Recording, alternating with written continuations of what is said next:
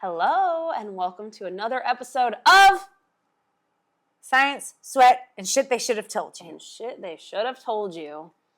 Today, we are going to talk about Some shit they should have told you. Shit they should have told you.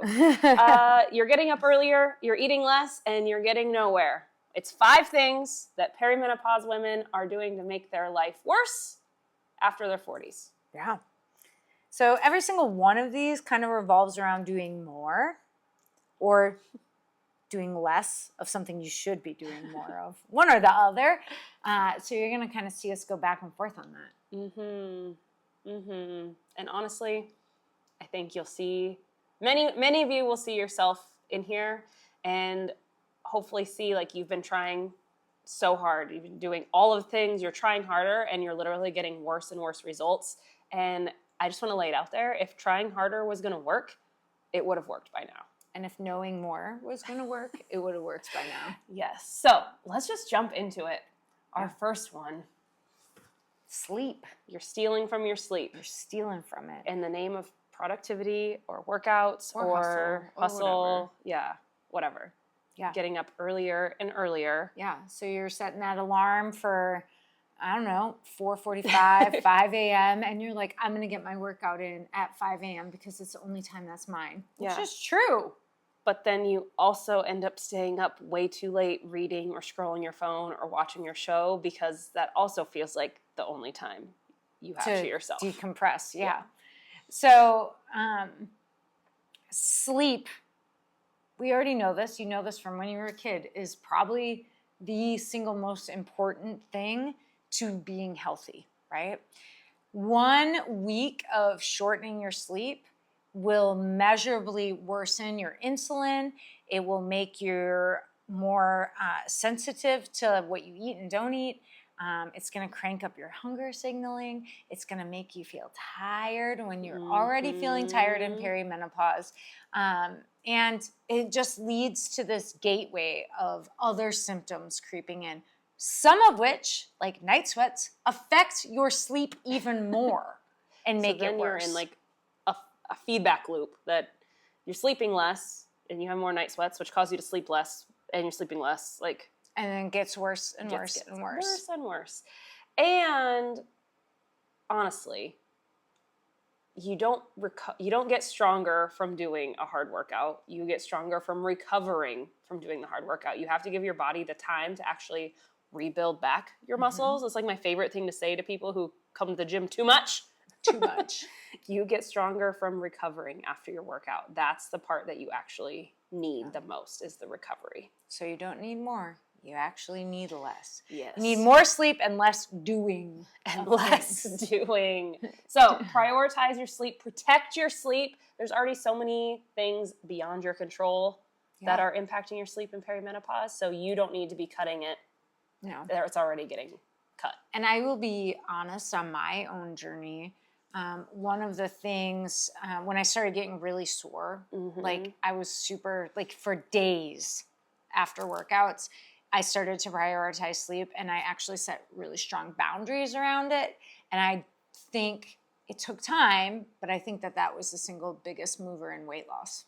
Oh, we've had a few, more than a few, I should say, women in our group that they were doing everything right, but they literally did not lose hardly a pound until they got their sleep right. And then landslide. Everything started happening. Yeah.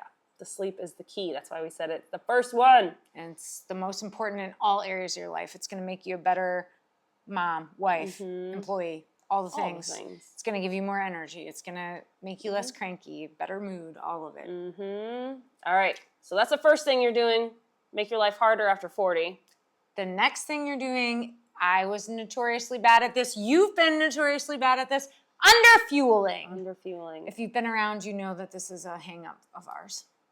Well, I would say I've been nutrition coaching for many years. A bajillion years. Many moons. And almost everyone thinks they're overeating, and almost nobody is. Almost everyone is under eating. And we live in a state of diet culture and diet, like everyone is always on a diet. Yeah. Especially if you grew up, I feel like I remember growing up thinking 1,200 calories was the target. Yeah. Why was that number in our head? I don't know, but it's still in your head. It's in my head. It was Yeah.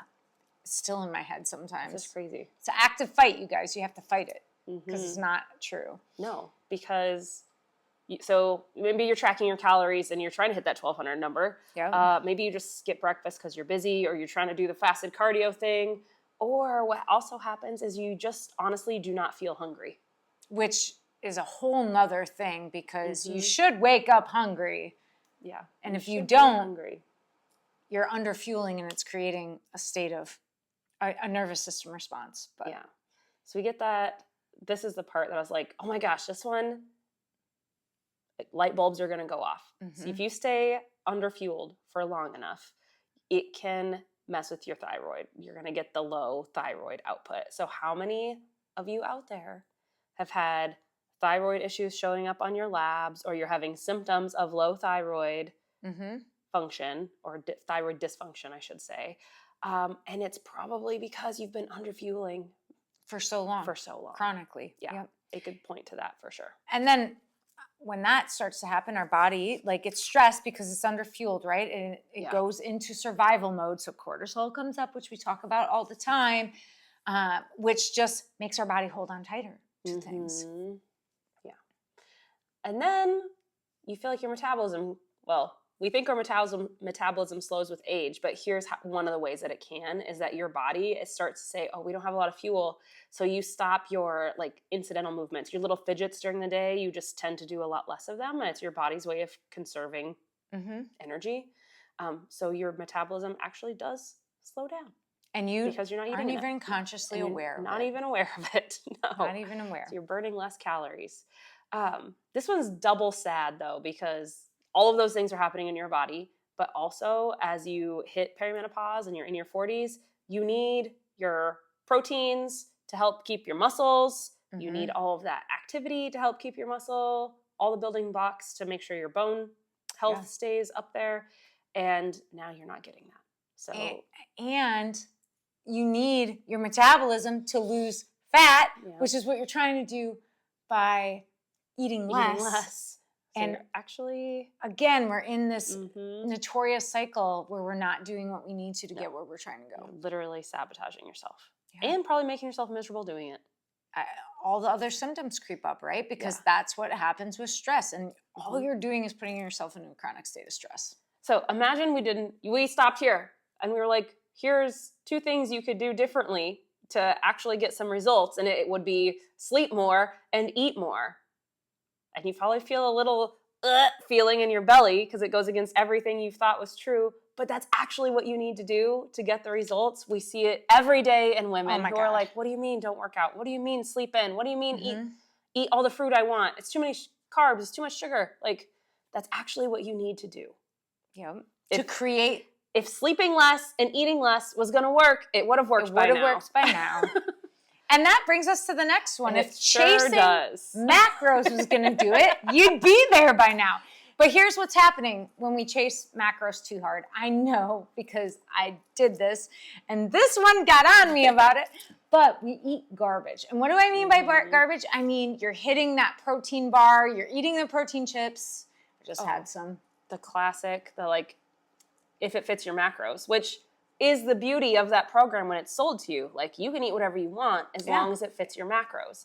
And that might be true for a body in its 20s or 30s. Yes. But you hit 40, you hit perimenopause, and it is not true anymore, because while your macros, they don't know the difference between protein from a bar or protein from chicken, but your body sure as heck does. Your gut sure as heck does. Yep. Okay? There is a major difference in what your body can do with Quest protein chips and what it could do with like a delicious steak.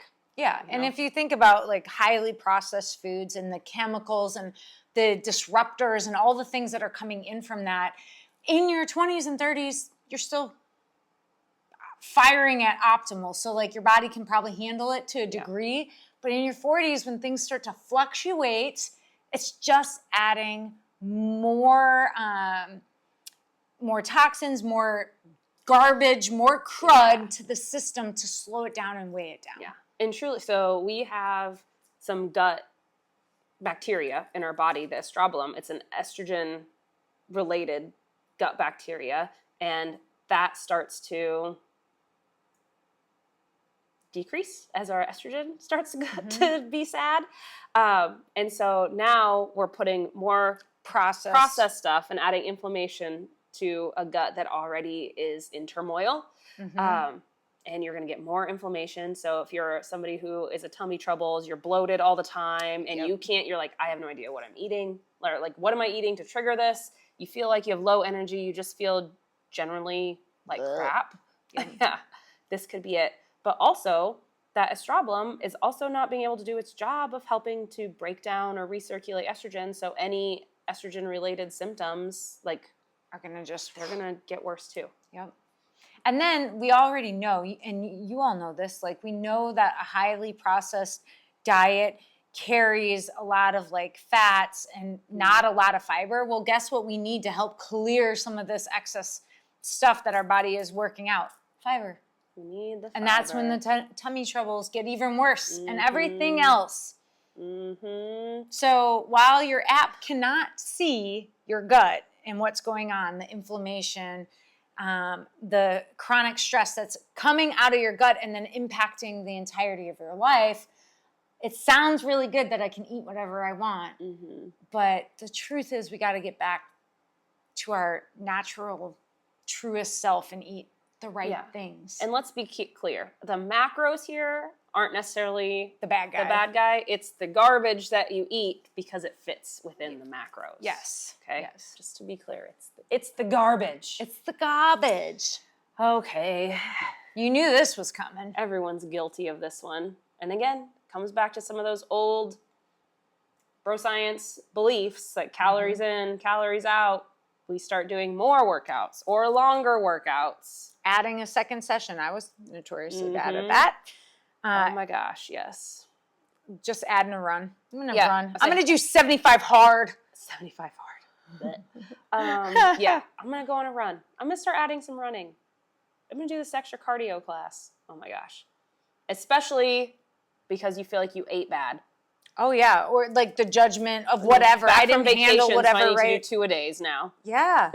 Punishing yourself for enjoying your life. Oh my gosh. Yes. Okay. So I feel like... Tell us how perimenopause affects... Because when you were in your 20s, 2-a-days probably did help you lose 5 pounds real quick. That probably really happened.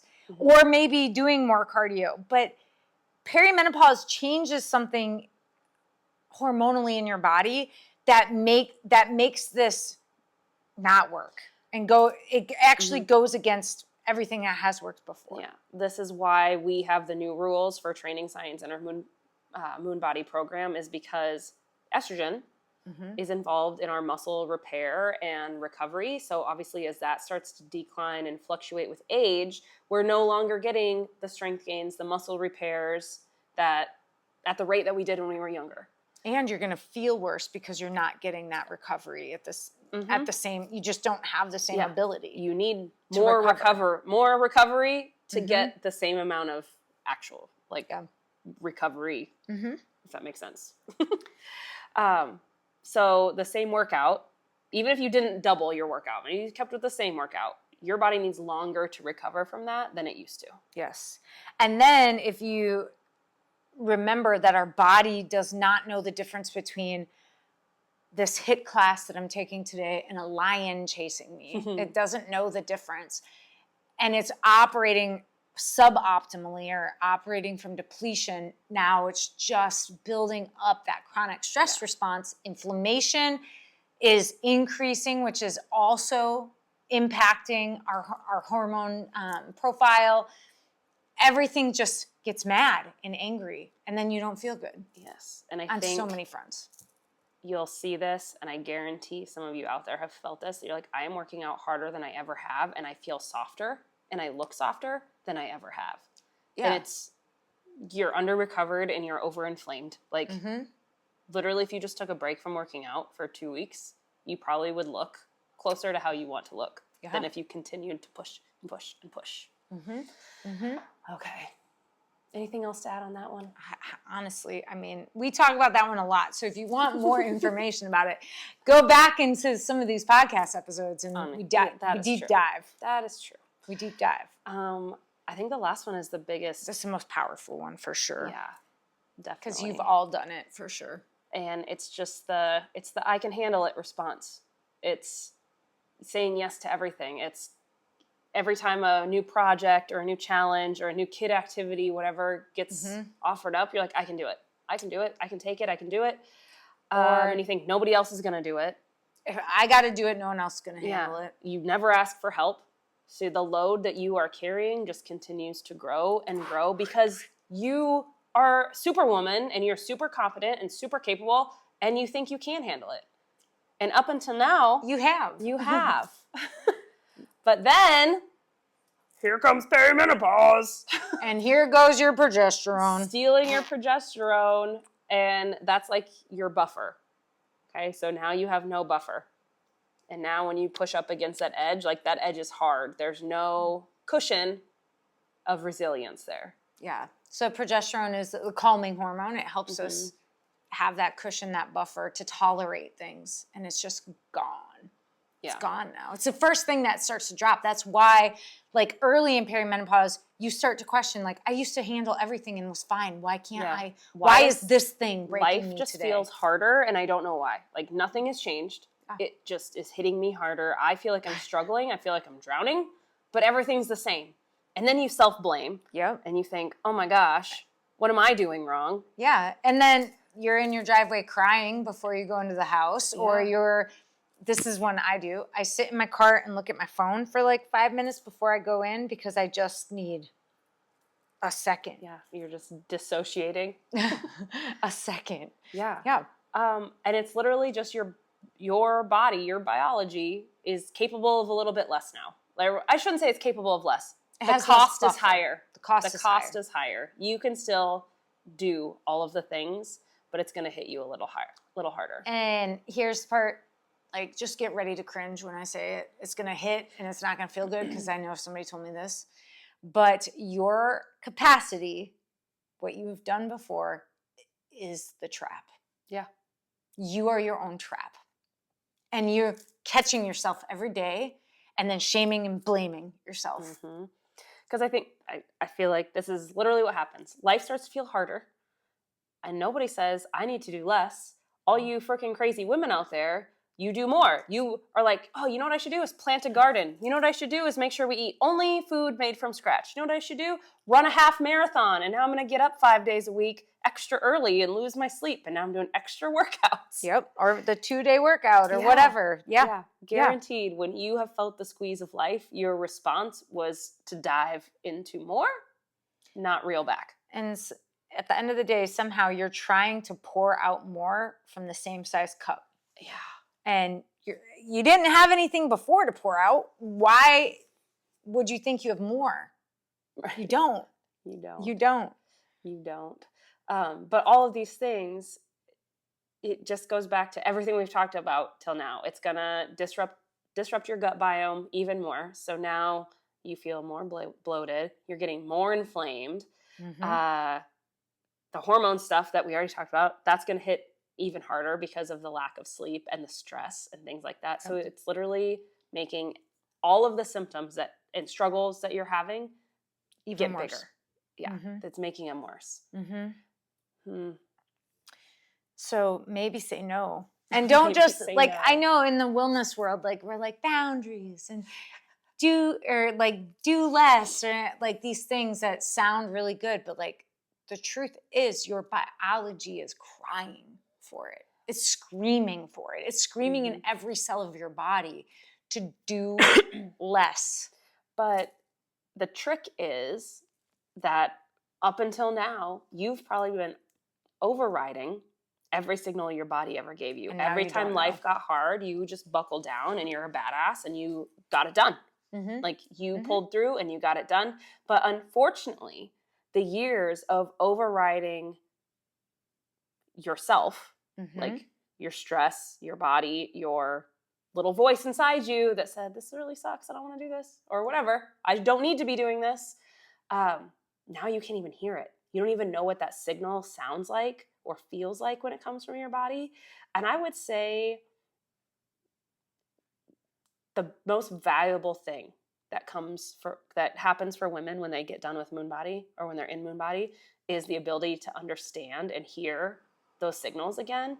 Like, weight loss, hell yeah. Getting your muscles back, hell yeah. Feeling in control of your nutrition and not attached to an app for the rest of your life, hell yeah. But knowing when your body says that's enough and understanding when you're able to push again and maybe when you need to rest again, that's the part that you get to carry with you for your whole life so you don't end up here again. And it doesn't just, like we're talking the body right now, but it's not just your body. It's literally your whole life. It's like when the no comes up and you're just like, no, I'm not going to do that because that doesn't feel good. Oh, like, God, your intuition and your gut, like, they're not the same talking about thing. your gut, like, of like biome, gut bacteria wise. But your gut intuition. Like your intuition gut. Yeah. You actually hear it and trust it and have so much confidence in it. And you're so well tuned into your energy, into your mood, that you know how things will affect it. You know, I could say yes to this, but I'm going to hate it every step of the way. Yeah. And now you can make an informed decision based on that. Which, examples of this. Literally, we just talked with a client today who was like, I used to feel so lost. If things weren't going, I wasn't feeling great. I had no idea where to look. If it was my workouts, my sleep, my nutrition, I had no idea. And now she's like, I know exactly. When I start to feel away, she's like, I know exactly where to look. I know it's my sleep, or I know it's my chair movement. Yeah, like she got a new chair. Her hip was bothering her. She got a new chair. Yeah, and she just knew. The other example is, you are a prime example of this. When you go on vacation, and usually people go on vacation, they're like, they go off the rails on food and then they feel like crap the whole time. They hate every picture they ever took. And you were just like, I know I want to feel good. And it's so easy to eat the right thing when I know how I want to feel. Yeah. Yeah. I would much rather eat a fresh bowl of pineapple and say no to the pastry because I know later I'll feel good. Like, it's the empowerment of knowing your body signals and feeling confident and capable to make the right choice for your body. But you don't get there until you start doing less, you start sleeping more, stop doing extra workouts, stop eating junk. So the big takeaway today, though, ladies listening, is let's prioritize sleep first, up front. Like if you want one takeaway today to start moving the needle in perimenopause, no matter what your symptoms are, it's sleep. Oh, yeah. Fix your sleep. And we have a free sleep guide. Yeah. So comment sleep. Yeah. We'll send it to you. And we'll send it to you. It's free. It's super easy. It takes 5 minutes. You can literally comment, implement it tonight, sleep better tonight. Yeah. That easy. Yeah. Okay. Until next time, make sure you like, follow, subscribe so we can keep sharing all of these knowledge bombs with other women so that they can improve their lives too. All right. Bye. Bye.